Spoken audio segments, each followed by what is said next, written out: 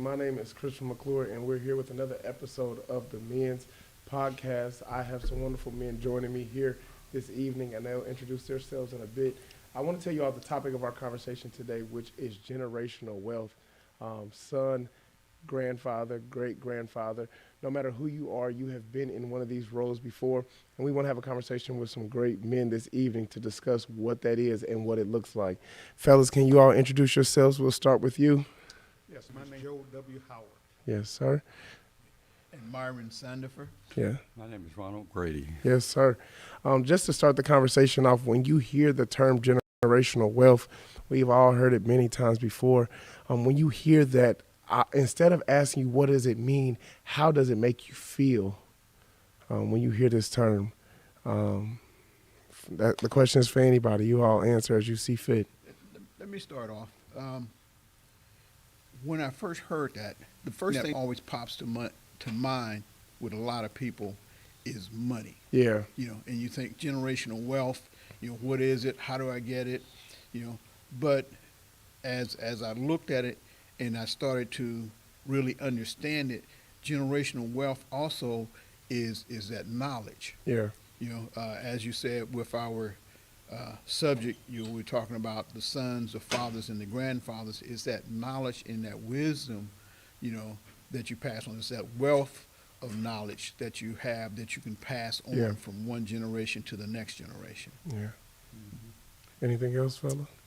Well, when I was a kid, and I used to hang around with my uncle and my father, and we would sit out back by the garage door with some souse meat and some cheese and crackers, and I would listen to the conversations that my father and my uncle had.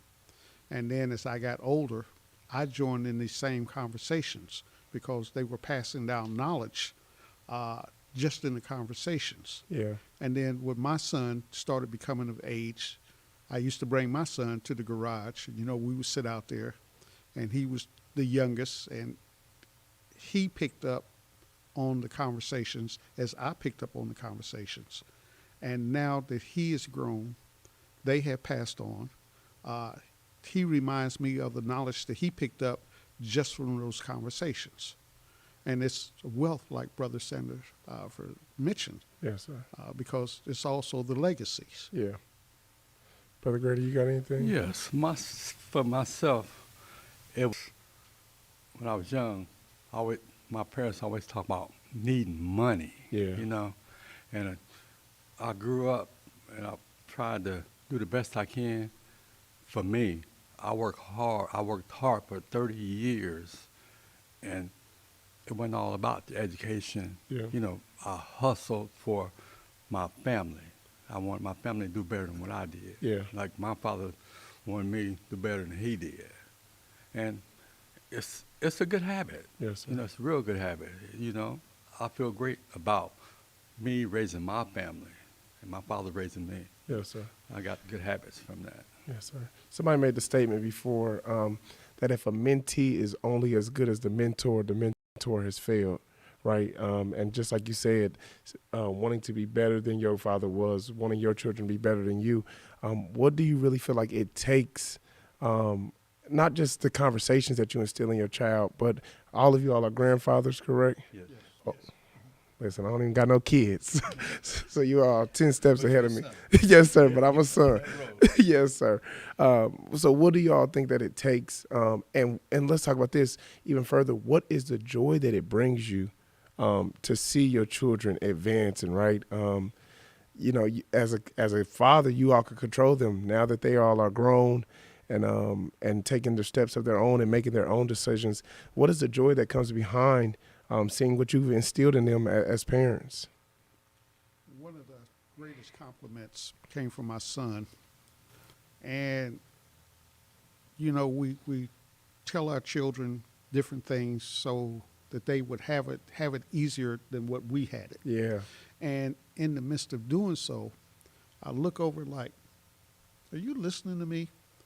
And then one day, just in a general conversation, me and my son were sitting on the porch, and he said, Dad, all the times you didn't think I was listening? He said, I was truly listening. And that was just like, wow. He was listening. because I explained to him, when I'm gone, you're on your own. And I said, my goals are to see you succeed before I leave. So when Yes, he sir. said that, it was like a compliment. Yes, sir. Mission accomplished. Mhm. Yes, sir. D. You know, I had a conversation with a cousin. Excuse me. And you know, I text him every now and then. He's a few years younger than me, and he said that what I text to him, he said, it amazes me the things that you say. I don't know what to say back to you. One of the things that I said to him makes me proud is I'm glad to see you turn out to be the man that I saw in you as a boy. Mm. Wow. You know, because as men, you know, we can look into somebody else, we can see something, and it's the joy, the respect, the fondness to actually see them mature into what you saw a long time ago that nobody else could see. Yeah. You know, and that makes quite a bit of difference. You know, you see your son become a man himself. You know, even as he said, the things that you don't think that they're listening to, they come back and they, well, yes, I was listening. Yeah. You know, and not only that, as a grandfather, now I get to see my grandson. You know, Wow. and try and look into, you know, well, the man that he's going to become because of what I instilled into my son, you know, and now he has a son. Yeah. For me, unfortunately, I had girls. So I was overprotective, but I instilled in them, and there's nobody going to do nothing for you. Well, you know, get your education Yeah. and take care of yourself. Mm-hmm. You know, you don't have to depend on nobody. You Oh, know, man. and I see that now. I got 3 girls, all of them out of college, big houses. Here I am sitting in a dump. You know, and they always want me to, you know, buy me things, do things. No, don't. No. Yeah. I instilled you know, do for yourself and do for your kids. Yeah. You know, and I love it. I mean, every Sunday, Dad, can I take you out to dinner? Can I do this for? No. Spend your money on you. Mm-hmm. I have my time. Yes. I have my time doing it. Yeah. You know, because my father instilled in me. You know, take care of your family. And And that's that's- that wealth, Yeah. you know, that knowledge, you know, that how do you live in this life, Yeah. you know, that you're passing on. You know, yeah, it's money we pass on. We want them to, you know, to do well, Mm-hmm. but at the same time, we got to leave a legacy. Yeah. You know, and that legacy, not necessarily all the time, is money. Yeah. It should be some. You know, don't get me wrong. It should be some. You know, because you don't want them to have to continue to start over at the bottom. Yeah. You know, but you can leave some there, and you can show them how to build upon what you have built upon. Mhm. You know, how to generate that legacy, how to generate that wealth, whether it's boys that we're talking about or girls that we're talking about. You know, because you know the girls are the ones who have the babies. Yeah. You know, so they're going to have girls and they're going to have boys. You know. Yeah. One thing you said, Brother Grady, and I was looking up a quote because I want to come back to this, but you're talking about a transfer of more than just behaviors and what you instilled them. You're talking about a transfer of morals, right? Because you all, well, to just speak for you, respected your father or where you came from, and to see how your children are reciprocating that, to me, that's deeper than just what you teach. That's morals, right? That's what they can see in you, things you don't say. The way my parents cared for their parents, for me, makes me want to do 10 times more. Because you were playing a double role. It's hard to be a mom and a daughter at the same time, and to be best at both makes it all the more to war. I was looking up a quote. There was a poem. He said, "My grandfather walked 10 miles to work every day. My father walked 5 miles. He said, I'm driving a Cadillac. My son is in Mercedes. My grandson will be in a Ferrari. He said, my great-grandson will be walking one day again." because when you talk about this generational wealth, people don't always get the principles that comes with the prize, right? You talk about that. I know we weren't going to wealth yet, or our money yet, but you have to think about it. You respect your money because you know what it was like working for it, right? And I wish I was born a millionaire. You know, hopefully my grandson. We all do. Yeah, hopefully but oftentimes, especially for our white counterparts, when they are born with this money, they don't understand what it is to maintain the money, right? They don't understand what it is to spend the money and let the money spend back for them, because you don't understand what it took to go into that. I always tell people, when my mom and dad used to buy me shoes, gym shoes, I would tear them up.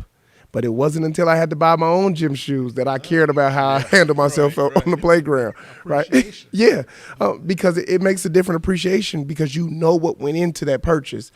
How does it make you feel for you all to know where you all came from and know what it's like to have to struggle?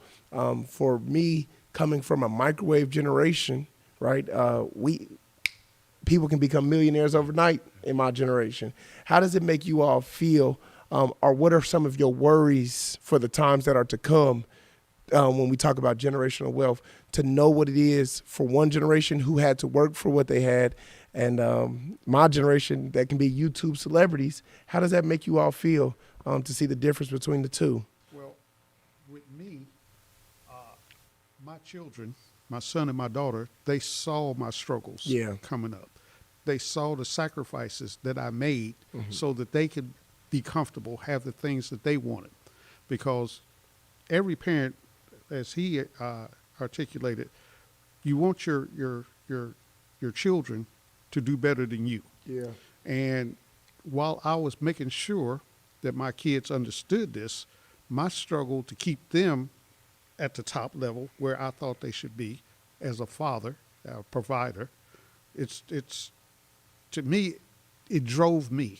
Yeah. I watched my father do the same thing. It drove him, where he would neglect himself for the betterment of me or the betterment of the family. Yeah. So passing that on with the morals and stuff, whether you have sons or daughters, it's all about what you leave, that generational wealth. Yeah. For me, it's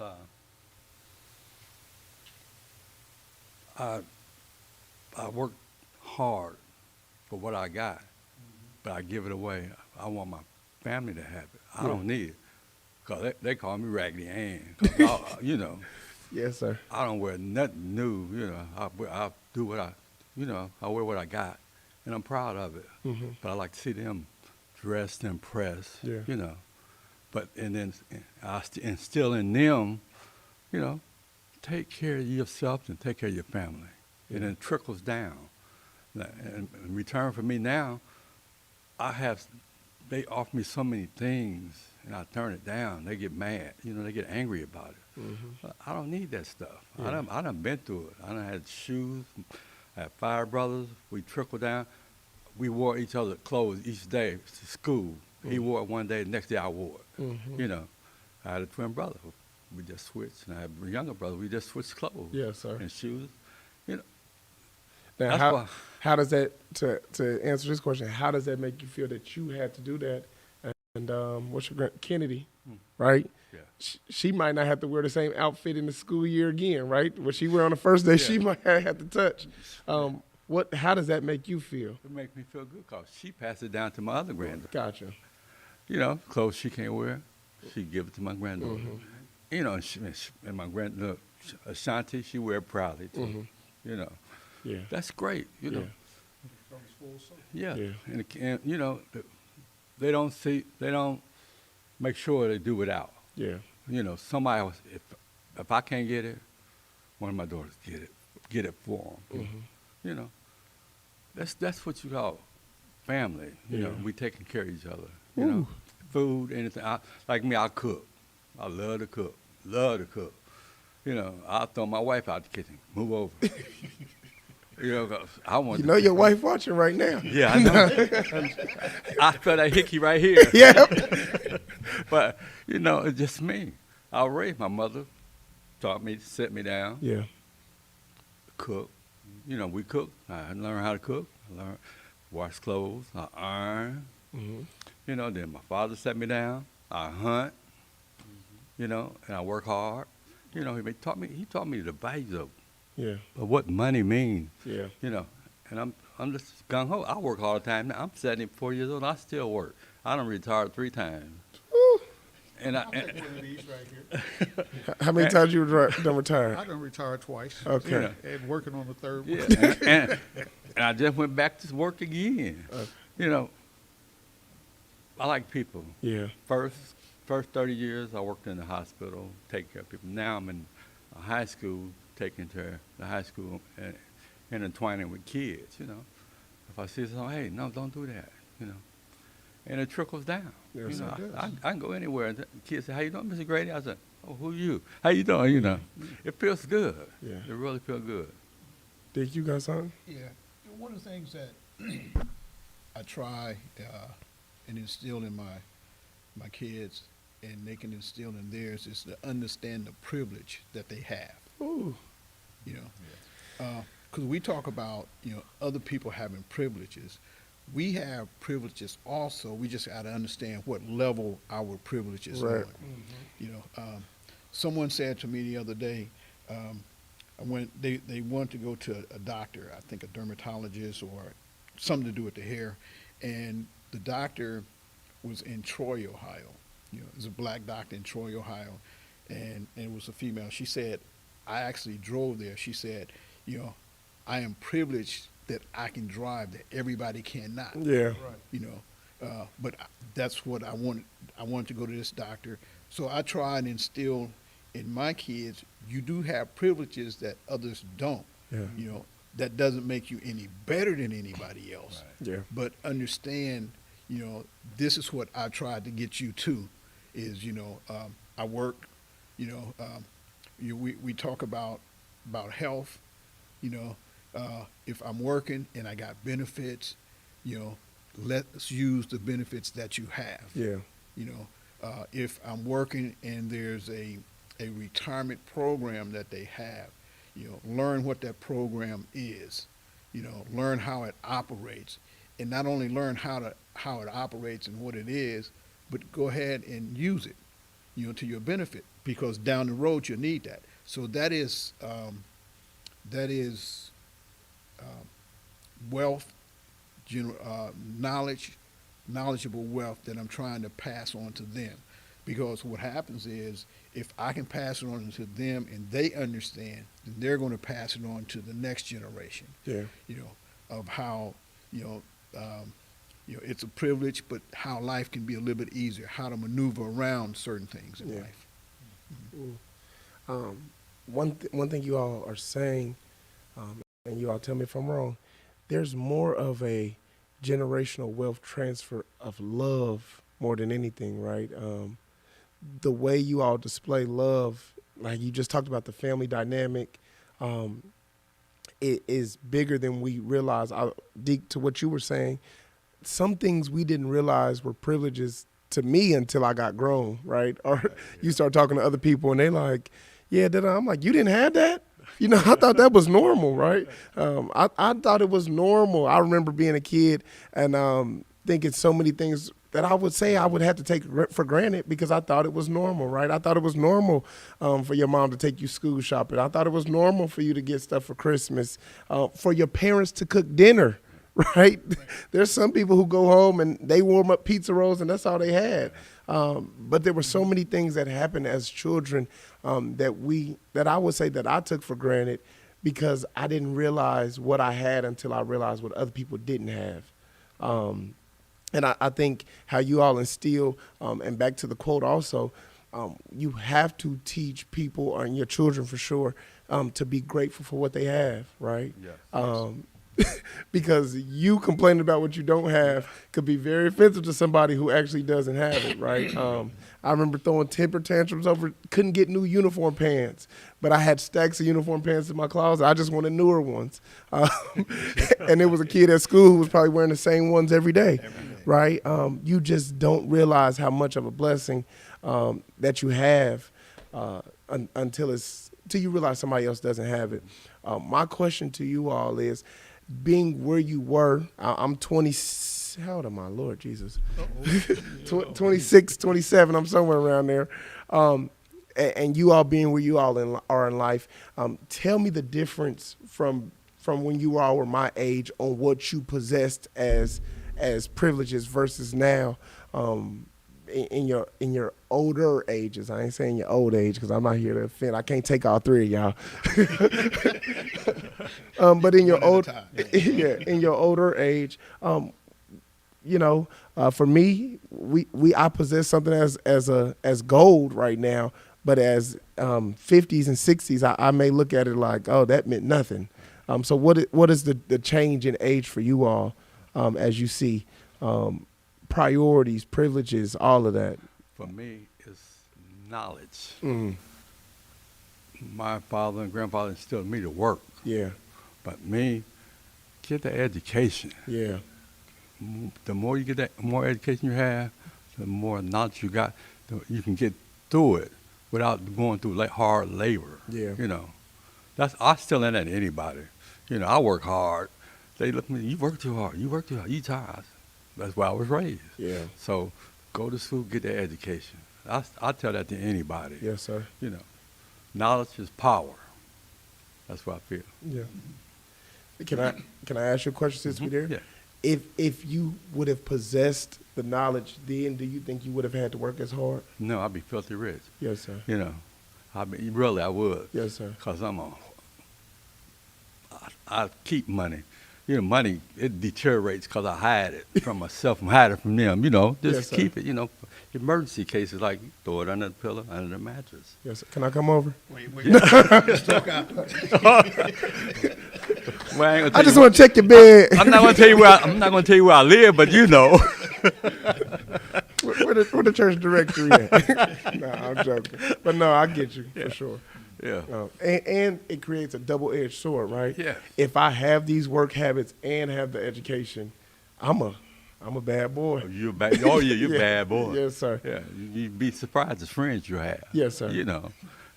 People follow people. Yes, sir. One of the things about this generational knowledge is that I remember my father talking to me, and he said, I made a mistake. He said, this is the mistake that I made. And in the beginning, he was apprehensive about telling me about this mistake. But what I learned from that, we all make mistakes. They still Yeah. put eraser tops on the ends of pencils. And so that my son would not make the same mistake that I made, I told him this is the cause and effect of what will happen Yeah. if you keep on the path that you're on. But if you do it, get off that path and take my mistake and capitalize on it, you won't make the same mistake, and Yeah. you can go on to that point to where, no, Dad had to do this to get to here, but now I'm here and I can get to there. It's a stepping. We climb the steps. Every day that your feet hit the floor is a learning experience. Yeah. We all make mistakes. We all fall down. We stand up. We keep going, because giving up is not an option. Yeah. Yes, sir. I think one of the things that I look at now is we don't share. If I have knowledge of something, I should be more than willing to share it. Yeah. Because it doesn't take anything away from me. Because they think, oh, I don't want to share this, this knowledge. I don't want to give this to somebody else, because then I don't have it. It's out there, and you share it. It's going to help somebody else. I read one time about money, Yes, sir. and one of the things it says is that you don't hold on to money, because what you do is you put it to work. An example is, if I'm building a house, I got to spend money. You know, and you can think, oh, this money is going to cost me so much. But then, you know, part of that money is going to the carpenter, part of that money is going to the plumber, part of that money is going to the architect, you know, and then they're going to use it, so that money just keeps moving, keeps moving. It didn't take anything away from it because I got the product that I was looking for.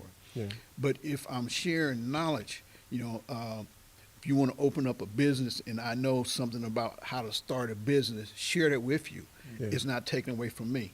You know, if you're running a business and I'm running one, you know, and you say, well, look, you know, you're having problems with your employees, you know, why don't you look at, you know, this here, you know? So it's that I think we too often don't want to share. We want to hold on to it, Yeah. you know, and it diminishes it, you know. But if you share it, you know, it's coming back to you one way or the other. Yeah. To that extent, I think something is said about creating those spaces where those type of conversations can be had, right? Mm-hmm. I know nobody else will say it. I'll say it.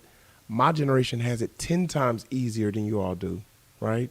Mm-hmm. To start a business in 1950, 1960, 1970, it's 20 times harder than it is now. There are grants that they are giving away to start businesses, starting at $150,000, right? Mm-hmm. There's FHA loans. There's all types of stuff if you want to. But when you match what is given in my generation to y'all's experience, I think we set not just the kingdom up, but we set ourselves ahead 10 times harder. But the spaces have to be created for you all for us not to only look at y'all's wins, but to hear about y'all's losses, right? We look at people and put them on such a pedestal, but we don't know what it really took to get there. And I think for my generation, the Paul and Timothy type situation, the conversations need to be had for us to hear your experiences, right? You done retired 3 times. You done retired twice. Deke, you done retired 1 time? 1 time. You going back? No. All right. No. He said, I wouldn't say that too quick. Well, you know, and I'll tell you why. Because a while back, somebody told me, you set yourself up. When I retired, or was getting ready to retire, one of the deacons told me, he was already retired. He said, listen, he said, when you retire, don't do anything for 3 months. You know, don't volunteer for anything. You know, don't go back and get another job. You know, understand what retirement is.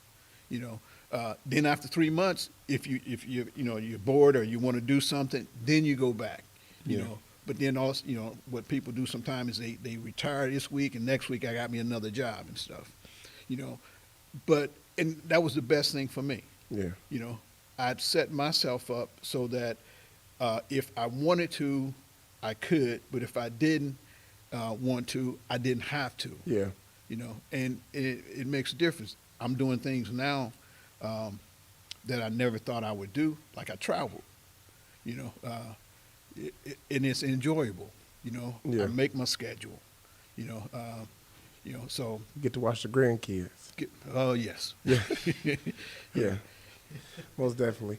But I think, yeah, that's a privilege, right? It is. It is a privilege. Even that the fact that you all got to retire is a privilege, right?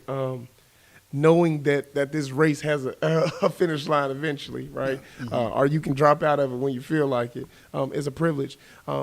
What do you say? I don't want to create a generational conversation, but I think it's to be had, right? My dad and I were talking a few weeks ago, and he was like, "Chris, make sure you put money away for your 401k." And I was like, "Yeah, Dad, I'm putting money." He was like, "Put the most you can away," right? But then we went to go see an apartment building that I'm interested in buying that I only got put 3.5% down, right?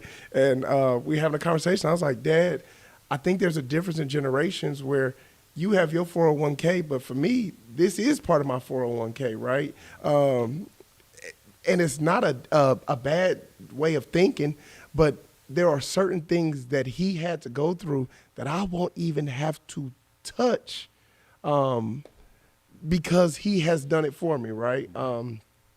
But what I want to push back to is, how do you instill, you are off work every day, you pick up your grandchildren when you want to, you get to travel, and they look at that and they see the highlights, right? I'll never forget what my friend said last week. It's crazy that we can say that LeBron James' son is a great basketball player when most people haven't watched a full game. Right. Because we only see people's highlights, right? We don't see the moment he got mad and kicked the bench. we don't see the 8 missed jump shots before that one game winner. We see the highlights. How do you instill in your grandchildren that this isn't just a normal type thing, right? For me, by the time I got old enough to really remember, I thought my grandfather was rich, right? I didn't know him as being anything other than rich. But I didn't remember the days when he had to pastor and work at BP. I didn't remember the times where my parents didn't have the privilege to go to private school, or I didn't know the fact that they could only pay for private school once a year, and that was during pastoral anniversary because his regular paychecks didn't equate. So how do you instill in your grandchildren that even though they're seeing these highlights, there's much more that goes into the game? Those are those conversations, generational wealth that you're passing down, as my son used to say, back when. Mm-hmm. And I said, yeah, back when, back then. Yeah. Because you have it easier now than what I had. My father had it harder than I did. So as you climb those steps, you can always look back to see where you've been, but you can also look ahead to where you're going. You will. Yes, sir. I agree with the conversation. It's an ongoing conversation. You know, because you don't say, okay, this is it, and then let it go. They're going to see. Yeah. You know, it's like I was talking to my daughter. We was talking about retirement and stuff. You know, and one of the things that I've learned, and I told her, is what you're doing now on your way to retirement. You know, you're probably going to do that when you get in retirement. You know, so if I'm saving a lot of money now, you know, for retirement, you know, just stacking it back, when I get to retirement, I'm not going to spend it. Yeah. You know, I'm just going to keep on saving it. If I'm spending a lot of money now, you know, and I put a little bit for retirement, when I get to retirement, now I'm keep on spending it. You know, so you got to watch what you're doing. You got to have those ongoing conversations. It's not, you know, one time and then I'm done. Yeah. You know, it's okay. You make adjustments.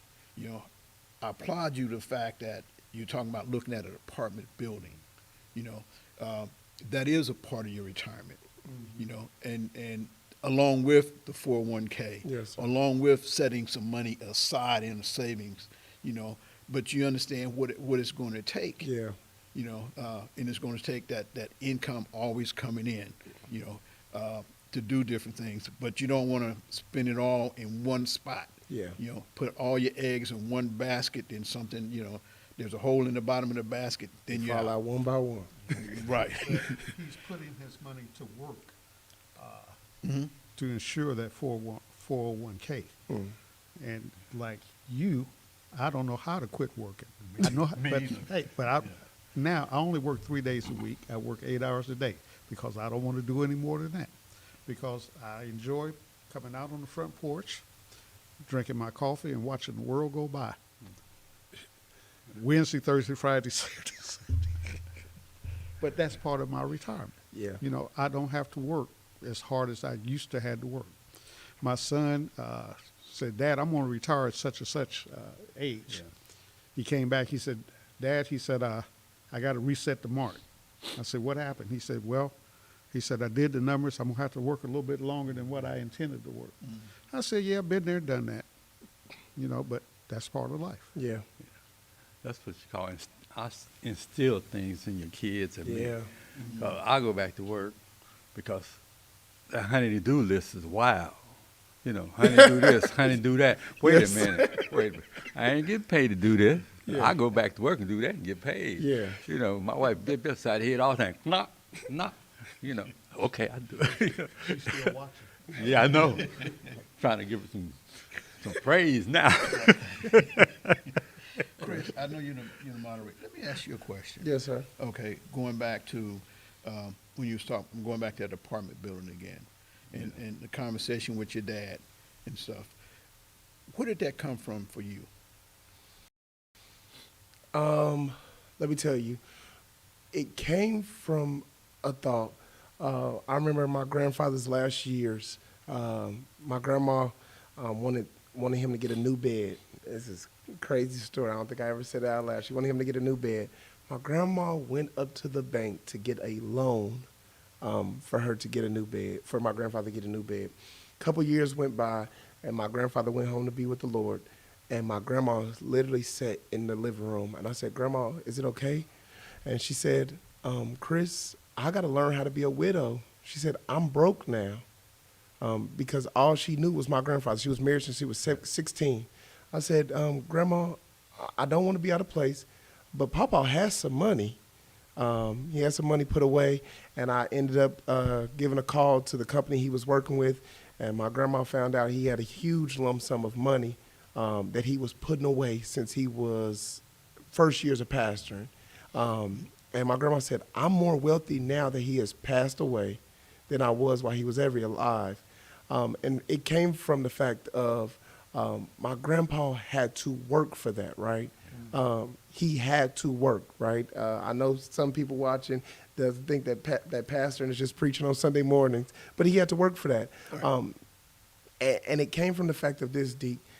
I don't know if I will always have the capacity to work. Okay. I just can't take it for granted. And I never want work to feel like a priority over my wife.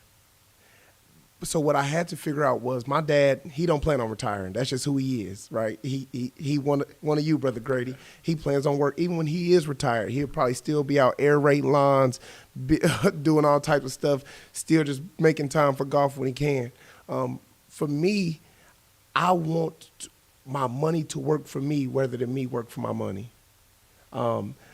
It is. I'm newly married, y'all. I still got milk behind my ears. You hear me? I'm not into the game yet. But me and my wife are having conversations, and we realize we come from two different perspectives, right? She comes from a renting generation. I come from a home buying generation, because I know that property is wealth, right? I was talking to her about equity and stuff like that. You would have thought I was speaking Spanish. She's like, what?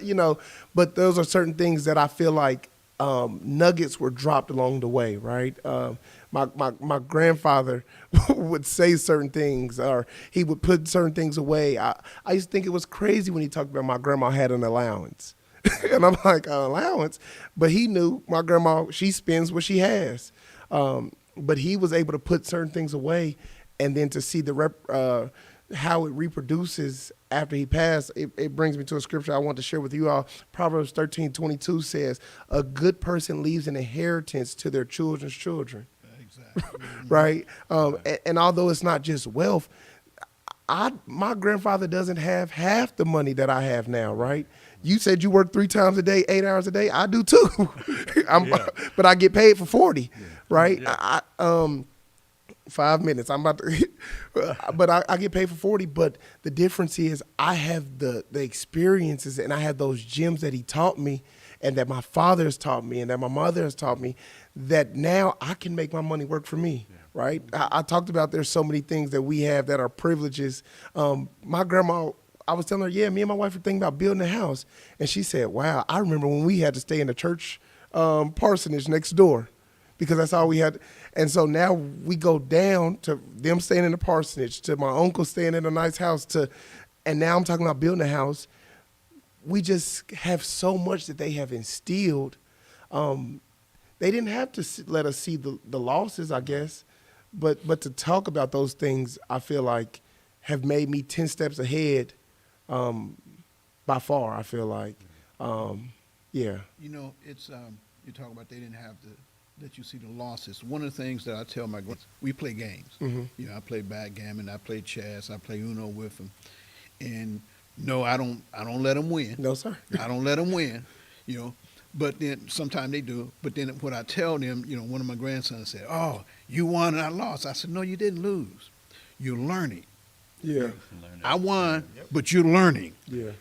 And so that one day when you're going to beat me, then that's your win. Yeah. But you never lose against me. You're just learning against me. Yeah. And that's the things, that we instill, we pass on, your stuff that you got from your grandfather, your father, your mother and stuff. That's that wealth that's passed on to you, not money wise, but it's up here that nobody can take from you. You know, That knowledge. they can't take it from you. And what it is you're going to pass that on to the next generation. Yeah. You know, like you said, your wife comes from a renting generation. You come from a home buying generation, where you're going to pass on to your kids. Hey, look, here's what I need to do. Here's what you need to do. Yeah. You know, buy a house. You know, this is an asset that we're going to work with and Yeah. stuff. You know, so yeah, it's just passing it on. Yeah, I think it is a different time that we live in, right? Mm-hmm.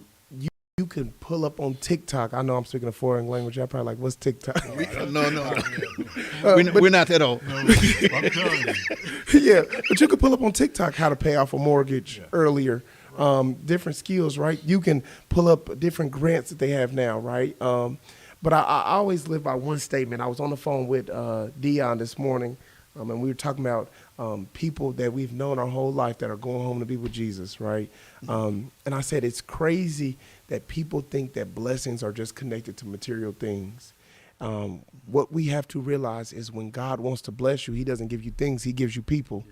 And my request to you all as we wrap up this evening is share your story. We need to know, right? You know the key to retiring. I don't even know if I've been at a job long enough to even, I mean, I'm just saying, for me, if I'm at one job and this job is paying $12,000 more, I'm going home. I left a job last year because I had to go show up every morning at 9 a.m. This job let me work from home, right? These are privileges that I have that you all can never think of. But there's so much that we can learn from one generation to another generation. Last week when I was preaching, I told you all for the feeding of the 5,000 that what they needed, the next generation had it, but it was useless until they submitted it to the ones who had been here longer. The disciples had experience, right? They had knowledge. The little boy just had 2 fish and 5 loaves, and it was nothing in his hands. But when he put it in the right hands of those who were experienced, and they knew who to put it in the hands of, it turned into enough to feed 5,000, and they still had leftovers. Right. And my request to you all is just continue. Let's continue to build these type of areas. We can have these conversations because there's no telling where my grandchild could be. We trying to raise money to build the bowling alley. My grandchild may be able to afford the bowling alley and some more if you all tell me some of his experiences that we need. So I want to let you all go.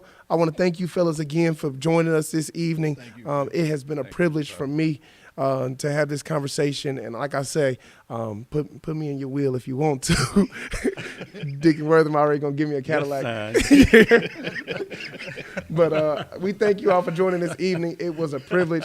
Join us again on the next Monday opportunity to hear another conversation as we have a eavesdrop in the minds of some mighty men. Thank you all so much.